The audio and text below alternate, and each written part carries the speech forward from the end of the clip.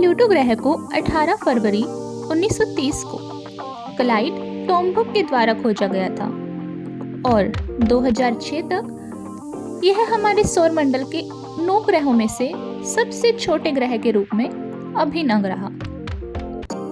लेकिन ऐसा क्या कारण था कि 2006 के बाद हमने इसे ग्रह कहना ही बंद कर दिया।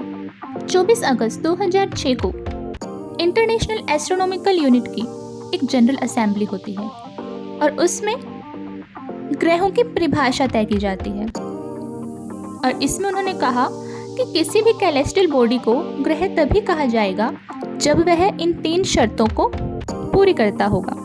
और वह 3 शर्तें थी कि अगर वह सूर्य के चारों ओर अपनी ऑर्बिट पर चक्कर लगा रहा होगा।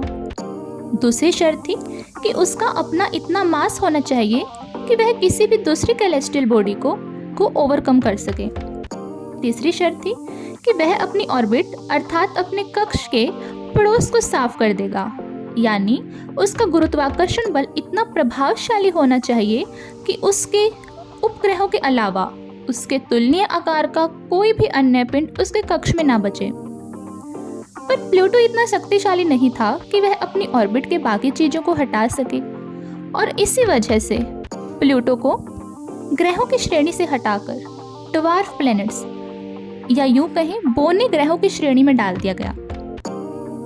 और इसी के साथ माइनर प्लैनेट सेंटर MPC, जो कि इंटरनेशनल एस्ट्रोनॉमिकल यूनिट के अंडर ही ऑफिशियल ऑर्गेनाइजेशन है और एस्ट्रॉयड्स और कॉमेट्स का डाटा इकट्ठा करती है, उसने सितंबर 2006 में हमारे प्लूटो को एक नया एस्ट्रॉयड नंबर दे दिया।